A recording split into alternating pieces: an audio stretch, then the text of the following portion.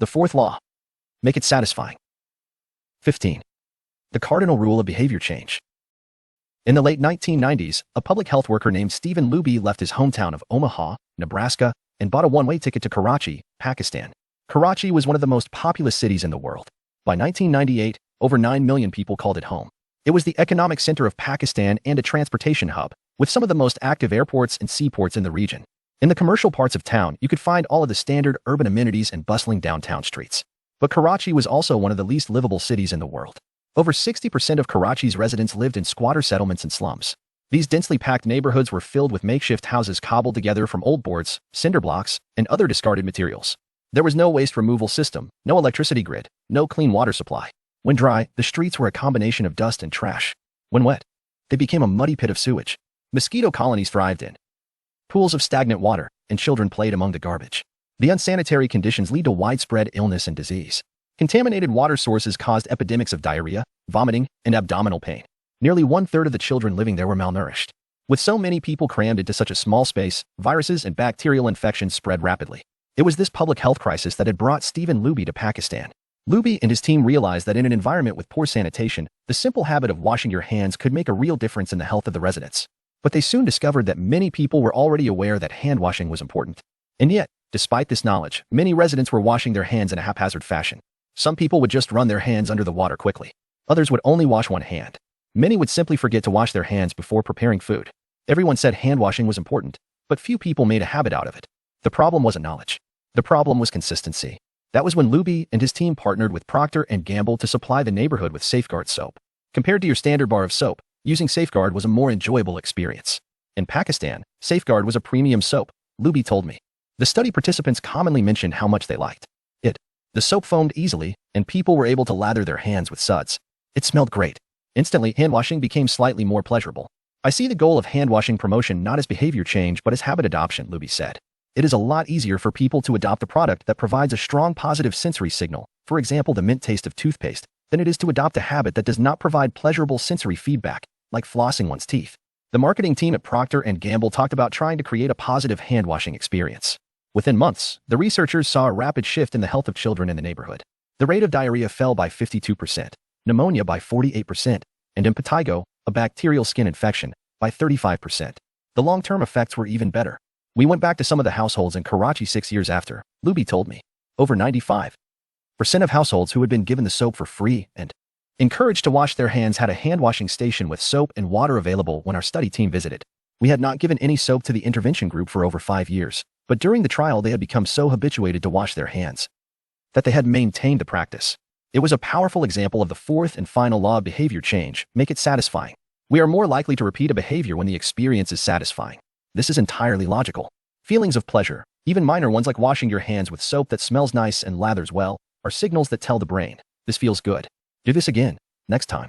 Pleasure teaches your brain that a behavior is worth remembering and repeating. Take the story of chewing gum.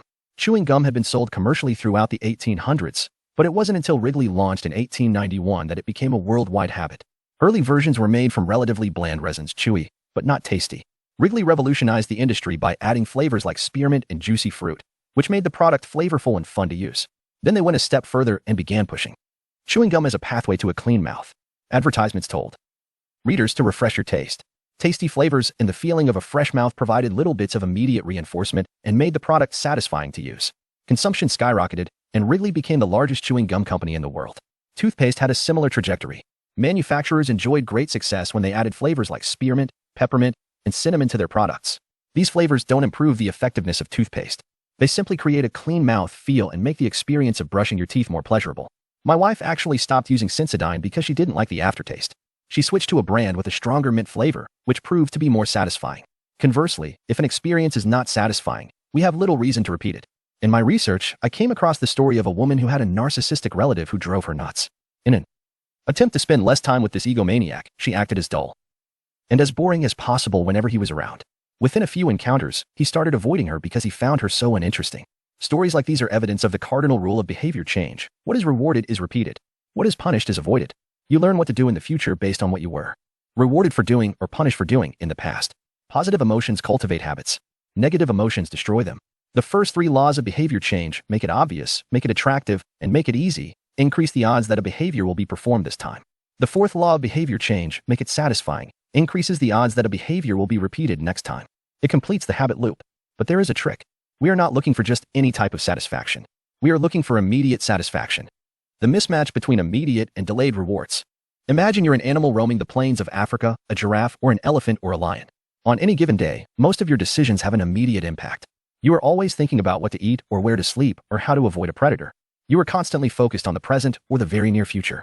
You live in what scientists call an immediate return environment because your actions instantly deliver clear and immediate outcomes. Now switch back to your human self. In modern society, many of the choices you make today will not benefit you immediately. If you do a good job at work, you'll get a paycheck in a few weeks. If you exercise today, perhaps you won't be overweight next year. If you save money now, maybe you'll have enough for retirement decades from now. You live in what scientists call a delayed return environment because you can work for years before your actions deliver the intended payoff. The human brain did not evolve for life in a delayed return environment. The earliest remains of modern humans, known as Homo sapiens sapiens, are approximately 200,000 years old. These were the first humans to have a brain relatively similar to ours. In particular, the neocortex, the newest part of the brain and the region responsible for higher functions like language, was roughly the same size 200,000 years ago as today. You are walking around with the same hardware as your Paleolithic ancestors. It is only recently, during the last 500 years or so, that society has shifted to a predominantly delayed return environment. Asterisk compared to the age of the brain, modern society is brand new. In the last 100 years, we have seen the rise of the car, the airplane, the television, the personal computer, the internet, the smartphone, and Beyonce. The world has changed much in recent years, but human nature has changed little. Similar to other animals on the African savanna, our ancestors spent their days responding to grave threats, securing the next meal, and taking shelter from a storm. It made sense to place a high value on instant gratification. The distant future was less of a concern. And after thousands of generations in an immediate return environment, our brains evolved to prefer quick payoffs to long-term ones. Behavioral economists refer to this tendency as time inconsistency. That is, the way your brain evaluates rewards is inconsistent across time. Asterisk, you value the present more than the future. Usually, this tendency serves us well. A reward that is certain right now is typically worth more than one that is merely possible in the future. But occasionally, our bias toward instant gratification causes problems. Why would someone smoke if they know it increases the risk of lung cancer? Why would someone overeat when they know it increases their risk of obesity? Why would someone have unsafe sex if they know it can result in sexually transmitted disease? Once you understand how the brain prioritizes rewards, the answers become clear. The consequences of bad habits are delayed while the rewards are immediate. Smoking might kill you in 10 years, but it reduces stress and eases your nicotine cravings now. Overeating is harmful in the long run but appetizing in the moment. Sex, safe or not, provides pleasure right away. Disease and infection won't show up for days or weeks, even years. Every habit produces multiple outcomes across time. Unfortunately, these outcomes are often misaligned. With our bad habits, the immediate outcome usually feels good, but the ultimate outcome feels bad. With good habits, it is the reverse. The immediate outcome is unenjoyable, but the ultimate outcome feels good. The French economist Frédéric Bastiat explained the problem clearly when he wrote, "It almost always happens that when the immediate consequence is favorable, the later consequences are disastrous, and vice versa. Often, the sweeter the first fruit of a habit, the more bitter are its later fruits." Put another way, the cost of your good habits are in the present. The cost of your bad habits are in the future. The brain's tendency to prioritize the present moment means you can't rely on good intentions. When you make a plan to lose weight, write a book, or learn a language, you are actually making plans for your future self.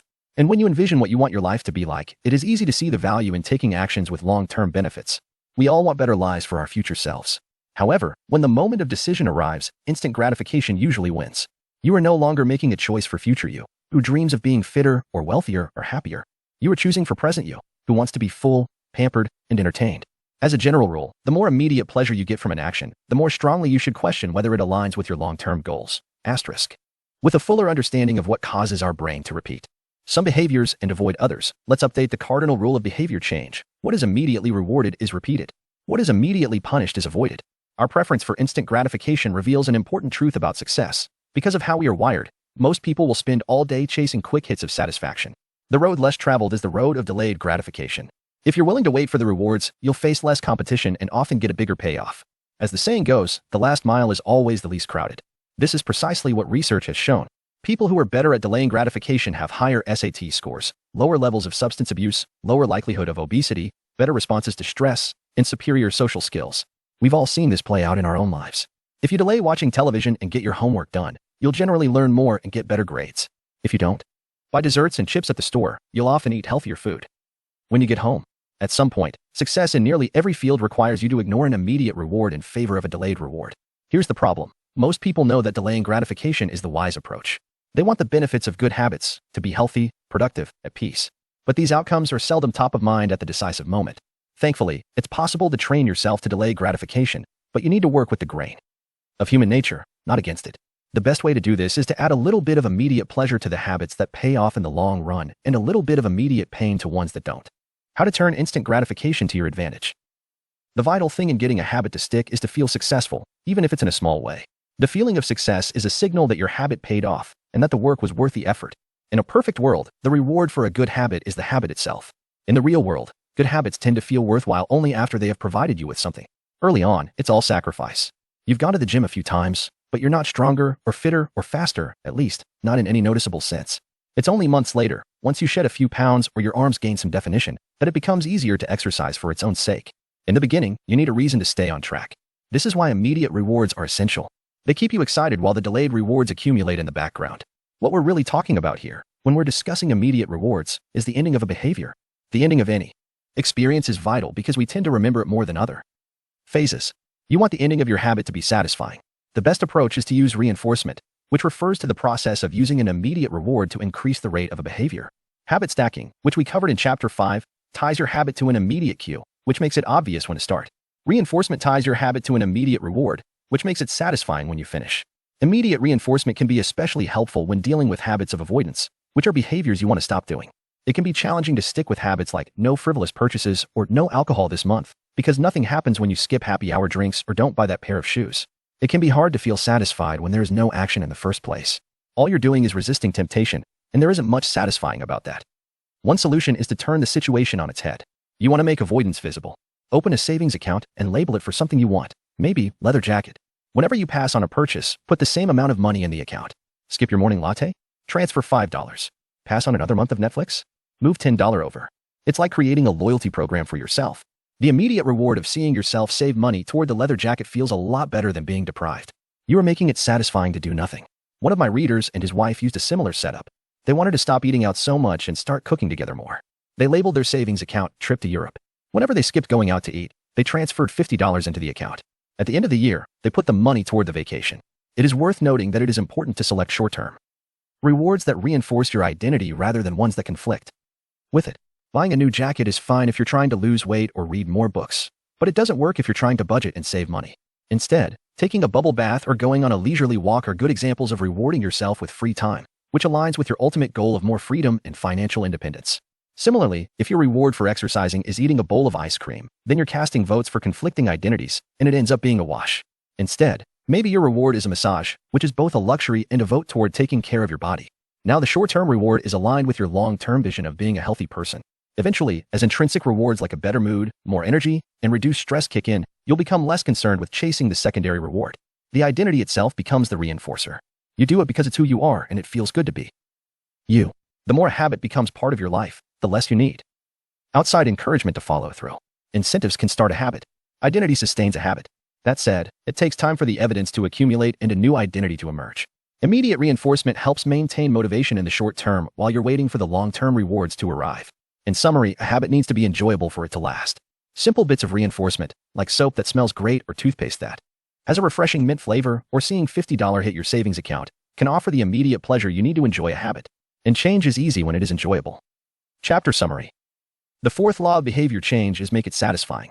We are more likely to repeat a behavior when the experience is satisfying. The human brain evolved to prioritize immediate rewards over delayed rewards. The cardinal rule of behavior change: what is immediately rewarded is repeated. What is immediately punished is avoided. To get a habit to stick, you need to feel immediately successful, even if it's in a small way. The first three laws of behavior change: make it obvious, make it attractive, and make it easy, increase the odds that a behavior will be performed this time. The fourth law of behavior change: make it satisfying, increases the odds that a behavior will be repeated next time.